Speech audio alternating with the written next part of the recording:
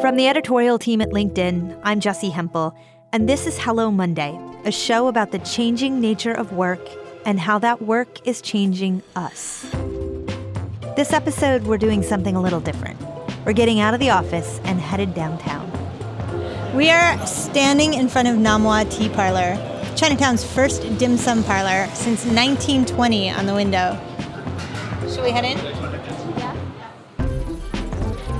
Even at 2 o'clock on a weekday, every table is packed. And we're here to meet the restaurant's owner, Wilson Tang. Wait, Susie. Steffi. Just want to lower the music a little bit. That's him. Wilson's 40, and he inherited Namwa from his uncle a decade ago. For a long time, it was more of a bakery that sold dim sum on the side. As Wilson's uncle grew older, Namwa became more of a hangout spot for his friends. Very few customers came by. Wilson modernized the place. First, he started serving dim sum all day. Now he's doing catering, opening other locations, even expanding globally. Next year, Namwa turns 100. This episode, I want to talk about family businesses.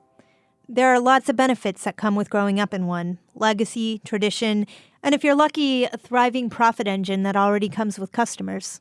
But businesses change, and when you're the boss, it's on you to figure out how. The stakes are high. Get it wrong and you fail not just yourself, but your family. But this story is about a guy who got it right. Before we get into that, though, let's eat. For those of you who have never had this kind of Chinese food, think of it as little plates. There's usually dumplings with some other small meat and vegetable dishes. It's like the Chinese version of brunch. This one is our original egg roll. So this one is our rice roll. This one is the plain version with sweet soy. So when it comes to these two types of dumplings, I'm glad these were brought out. The restaurant has an old feel to it. The walls are a little faded looking, and there are all these trinkets that line the wall behind the cash register. Wilson's younger cousin Vincent gave me a tour. We've got a little nice tea rack over there. That's old school with some really old tea boxes. We have an old cash register back here. This whole countertop is old. A lot of old stuff. It's just stuff we found cute, and we thought it would be nice to put in the back here. We get we get the most feedback on these little action figures somebody made for us. These Star Wars action figures. Yeah, somebody made them for us. He was a customer here, and it's like, oh, I think this place is really nice. So he just made a couple of toys for us. This is one of the oldest restaurants in Chinatown. And in 2019, it's pushing out pork buns and egg rolls to a packed room of diners. Even on a Monday afternoon, there's a wait outside. How did Wilson do this? For that, we headed back to the studio. Well, so if someone had said to you at 16 years old, Wilson, the thing you're going to do is grow up to take over your family business, what would you have thought then? I would have thought they were crazy, super crazy, because I think for me, like growing up with immigrant parents, my parents wanted me to kind of excel in school and to be able to have like a white collar job, meaning you should go to school, go be a doctor or a lawyer or even like a pharmacist or something. And to own my own restaurant and to run my own restaurant, or more specifically a Chinese restaurant in Chinatown, was definitely far from what they would want me to do. And how about for you? What would you have wanted you to do? I think through my career as a 40-year-old, so I've been working for over 20 years, I've bounced back between the corporate environment to a restaurant environment to management of a restaurant group. I think my path is exactly where I want it to be, and I'm doing exactly the job that I was meant to do in my life. So tell me the story of the restaurant. So we actually are the second family that has run the restaurant. My uncle has been working there since the 50s and eventually bought it from the previous family, the Choi family, in the 70s. So throughout his kind of career and the previous family's career, it was really a hub for the Chinese community. So back in the early 1900s, Namwa was situated on Dorrier Street, which is basically the center of Chinatown back then. It was Dorrier's, Pell, and Mott Street. So that was where it was a huge Chinese, basically anyone that was Chinese, that was an immigrant would go to that restaurant to eat because that was one of the first. And it stayed that way through the early 1900s to the to the 50s, 60s. And my uncle, during the 60s and 70s, started doing a lot of wholesale, too, out of the space. So he was doing wholesale, like mooncake fillings, wholesale, like sticky rice, those with the banana leaf. So it's morphed a couple of times. It was still primarily a dim sum place, but dim sum place with a bakery component. So it was never like it is now, like all day dim sum. But I think through the decades, like business kind of obviously fluctuates. So, in the 70s, the wholesale business kind of went down and it went back to more of like a restaurant setting because people in the U.S. or in the East Coast were just importing stuff from China instead. And then when 9/11 happened, my uncle was past retirement age already. And he's like, you know what, I'm just going to keep it open and see what happens. And it turned back into like a hub for the community. And that's when like all the movies and all that stuff started to happen. And that was a main income through that time. And fast forward to when I was running it, we've kind of rebranded it and opened the doors up to a huge marketing push. And now it's an all day dim sum location. We're super heavy on tourists during the summer. So I want to go to the point in the story where your uncle decided that it was time to retire, and you were in your late 20s. I mean, you were just pushing 30. Yeah. Were you the only member of the next generation who was tapped to do this? Like, how was it decided that this was a good idea for you? Yeah, so there was really no one that was interested. Just similar to my comment to you earlier, the goal of first-generation immigrants was to work hard so your kids don't have to work in a restaurant, right, or have to do such labor-intensive work. So I was actually the only one that was interested, like, because I've had that passion for hospitality. And I remember my uncle pitching me like, hey, like, I'm really going to retire this time. Like, are you remotely interested? We could make it really nice and like jazz it up if you like. But if you're interested, like, you should take it over because I'm out. I'm 80. I got to go relax. So I'm like, yeah, this is my chance. I didn't hesitate at all. Like, I didn't need it to look fancy. Like, I liked it just the way it was. At that point, I remember explicitly that I wanted to keep a piece of old New York old. Like, that was my intention. Like, hey, this is a really old restaurant. I can kind of make something out of this. And I kept thinking about like that Cat's Delicatessen in the Lower East Side. I kept thinking about like Russ and Daughters and how these like multi-generation business keep going. And I'm like, I want to be that person to like keep this restaurant going. I love hospitality that much. I love working hard. I'm not so keen to be in an office all day. I can do it, but that doesn't really make me happy. So it was a no-brainer for me, like, to inherit one of the oldest Chinese restaurants in New York and to figure out how to get it into an like revenue-generating situation again. So it's such a romantic idea, this idea of keeping old New York old. And you referenced Cats, you referenced Russ and Daughters. The thing about an operation like that is that there are some aspects that you keep old, and then there are some aspects that necessarily need to change with the time so that you can keep the other aspects old. Absolutely. How'd you figure out how to do that? It was a lot of trial and error. As the business, once we reopened, luckily through marketing and luckily through the lens of social media, we were able to attract a lot of old customers that, because we are 90 years old, there were a lot of customers that has either been there or when I was in grad school and studying in New York, I've eaten there. Millions of stories, especially for people that moved out of New York that had spent time in New York and have eaten there.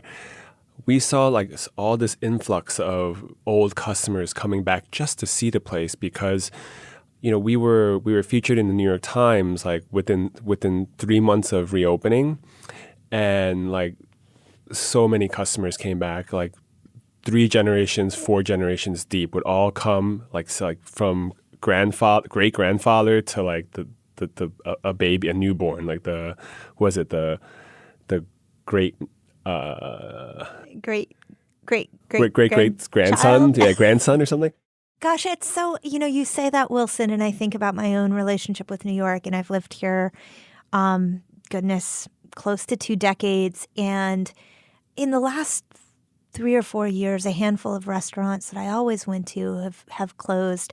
And that more than anything else feels personal to me. It feels like a piece of my community disappearing. And it's making me think how personal and how centered in community our relationship with restaurants can be. Yeah, it's so crazy. Yeah, I think I know these same restaurants because, it's becoming more. It's like difficult to really make it in New York. There's so much against you, right? If it's not labor constraints, it's property tax or rent, to just the cost of doing business in New York. It's so high, and the type of business that I do, it's so labor intensive that it's hard to kind of stay ahead.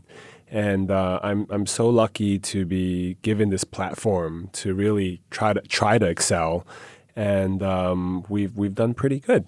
Yeah. So why, when it is so hard, and it is so hard to make it as a restaurateur in New York, why is the formula working for Namwa? I think at the end of the day, a lot of it has to do with our history. A lot of it has to be because we work really, really hard to put out a quality product, and that in itself says a lot, and that's how that's how we get our repeat customers. We're not we saw you in a magazine or something and we came to try it once. We really do have a lot of repeat customers in our neighborhood, especially because we're in a working class neighborhood. During the week, you would see like judges, lawyers from the court system come in to have lunch. We're surrounded by banks, pharmacies, offices. And those are our customers at lunch. And the weekend, it's a mixed bag. Everyone visiting New York for the first time to coming to Chinatown every weekend to pick up groceries. That's our customer on the weekend. So we were very lucky to have this kind of built-in clientele. And, at the end of the day, like our food is up there in quality, and because of how busy we are, the quality doesn't really diminish. Back at the restaurant, Wilson talked about what it was like being a kid, growing up in Chinatown in the 80s, and he described what happened when things took off. We're talking over a late lunch in a crowded dining room, so it'll be a little loud. I'm an 80s kid, so in the 80s, this was not like this. So Chinatown was a different world. Pre-Giuliani, a lot more like riffraff, a lot of like triads and like gangsters. It wasn't as Disneyland as it is now. Right. So back then it was stay away from here. I spent very little time in here because my parents as immigrants wanted the best for me. And that meant moving to Ridgewood at the time. Every weekend we would come to Chinatown. My parents would get groceries, and I would go to Chinese school on Mott Street. And we would just pop in here, say hello to my uncle, and then we were on our way. So my dad was like a Chinatown guy as well. He was a salesperson for a trading company which sold products to Chinese restaurants, so soy sauce, rice, So I essentially, through my dad, had built up this network of friends and colleagues in the hood. Wilson went to Pace University and studied finance. For most of his 20s, he worked mostly in banking, but he was interested in hospitality. When his uncle offered him the restaurant, he saw an opportunity. He had ideas on how to modernize the way that restaurants serve dim sum. I thought dim sum was very similar to like tapas or like Spanish tapas. It's small plates. It's great with a bunch of people. It's great with some wine, a 6-pack of beer. And those are the things I instituted when 10 years ago, we got our beer and wine license. I brought in like wine consultants to like figure out our wine menu. I knew I wanted like a series of Asian beers. And I wanted to be open all day, serving the same menu in the most efficient way possible. Meaning, you just order what you want. It's on like a sheet. This is what you're left with when you walk in, and you kind of just check off what you want. Less talking, more action, and then the food comes to you when you hand the ticket to the guy or gal, and they send it in the kitchen and they prep the food.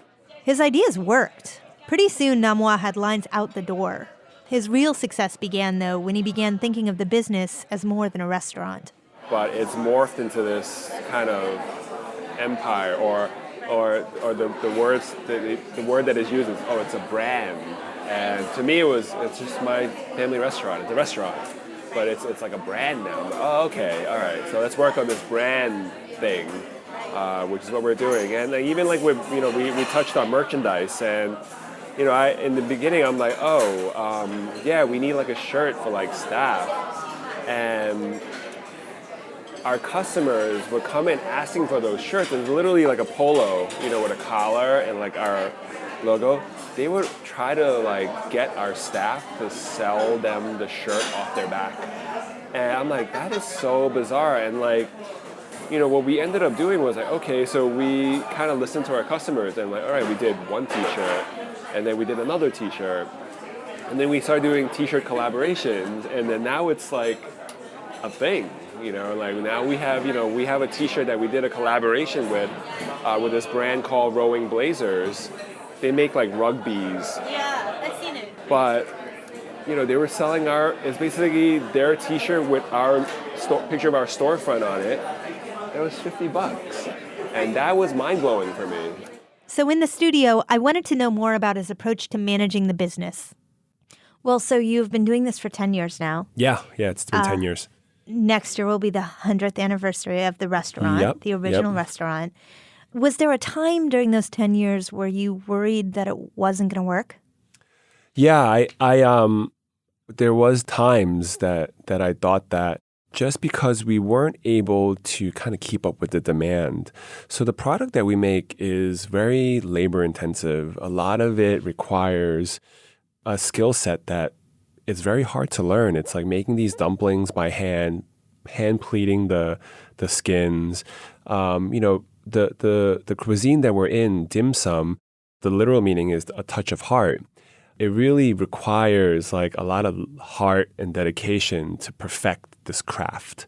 So, I don't have a dim sum background, and I was worried, like if I can't make this stuff fast enough, what's going to happen? Or if I don't figure out how to manage a team well enough, what if they all leave? So tell me the story of how Namwa went from being one restaurant in Chinatown to being the global company that has become. Yeah, so I think during the scaling process, when I finally made my mind that our kitchen we've outgrown our kitchen in as far as production and refrigeration space, and we needed to move into like a secondary kitchen to make more stuff and work on our logistics on getting the product back into the restaurant. And in 2015, I was watching YouTube and just kind of talking to my mentors about how to scale this unique type of business model, which is a lot of handmade dumplings, or like, which require a lot of like a particular skill set. And I was brought to using automation. And when we entered into automation, meaning we now have dumpling robots that can kind of push the filling into a skin and kind of form the shape of it so it looks like a dumpling. We brought those in from Taiwan, and I'm one of the first restaurants to really be using technology like that for our own use. Typically, these are machines that are used to make dumplings for like Costco, or like it's going to be in some supermarket aisle. But we brought on that technology very early on in 2015 as one of the first restaurants to do so. And now I opened up to other problems, like now I have these robots that can make all this product. I have to find a place to put them. And now I need almost more restaurants to exhaust the product to make that manufacturing location profitable. So is the challenge with the robots that they spit out dumplings faster than you can sell them? Right. So they do it so much faster that I have to take into account on storage of them and how do we use them fast enough so that our stock is rotated correctly and everything is still fresh. So that almost meant I needed to open more locations. So we did Philly, and then we did our satellite location in Nolita. And for our listeners, Nolita is a couple minutes away from Chinatown in downtown Manhattan. So does the Philadelphia Namwa look a lot like the one in Manhattan? Yeah, so it looks very similar, but it was painfully hard to make it feel the same. It looks the same, but it doesn't have that patina that when you walk in, it feels like an old restaurant. It looks like the original Namwa with the red boots and the color paint and like the mid-century chandeliers of sorts. But it doesn't have that. The word that comes to mind is patina. It doesn't feel old. But Wilson, is that because you haven't been a 10-year-old walking into that restaurant? I mean, would I notice it? Maybe not as much as me.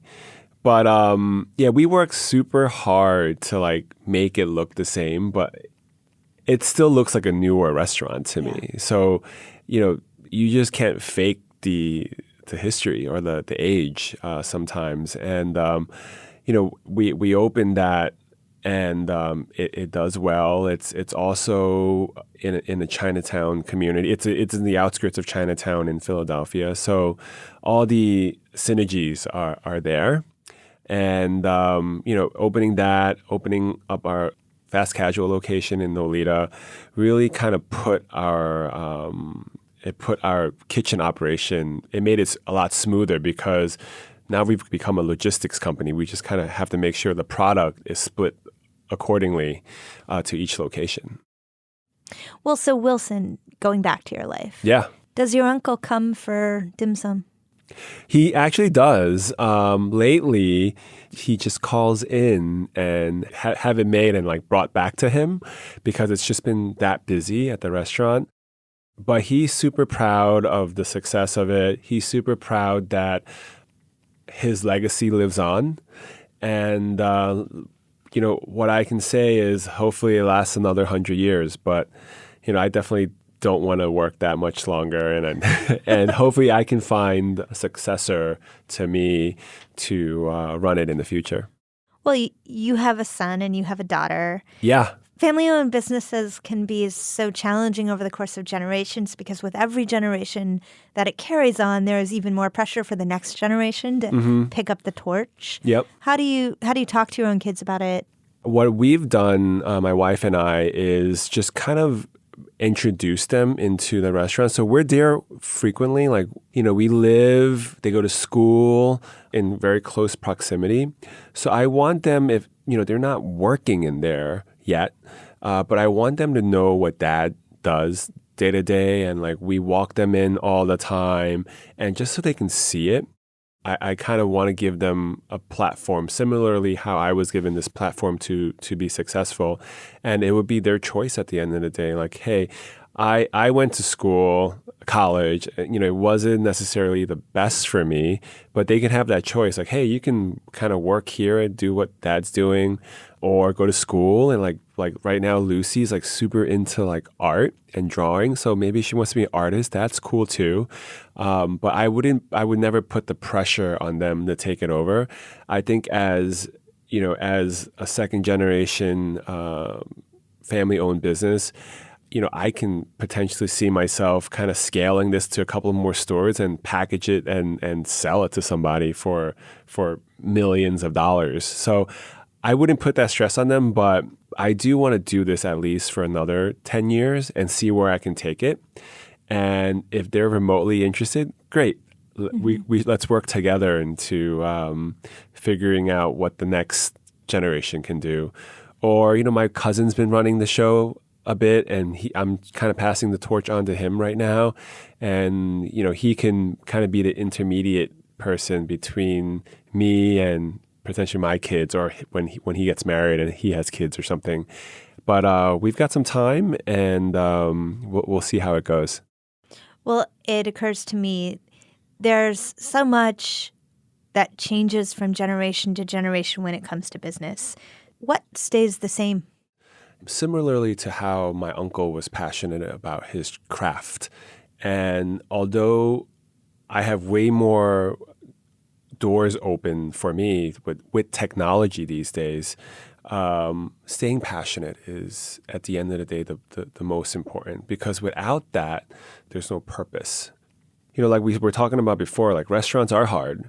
What is the landscape going to look like in 5 years, in 10 years, and how will we pivot into, is it wholesale we're going to go into? Because like we are scaling into doing wholesale, or is it just doing less for myself? Like, we now have a restaurant in China, in Shenzhen, which is a license deal where they're in control of that store. Like I don't have control, but they have our intellectual property and like our recipes and our branding and so on and so forth. And maybe it's going into that route or pivoting into that instead of me opening my own restaurants. So there's a lot to consider, but only time will tell, because I don't even know which direction is the best for me now. Well, you began our conversation by saying something along the lines of course I'm doing this. I have to be doing this. It was as if you were talking about this business as your calling, your vocation. Oh, yeah, for sure. So was there a difference between a career and a vocation?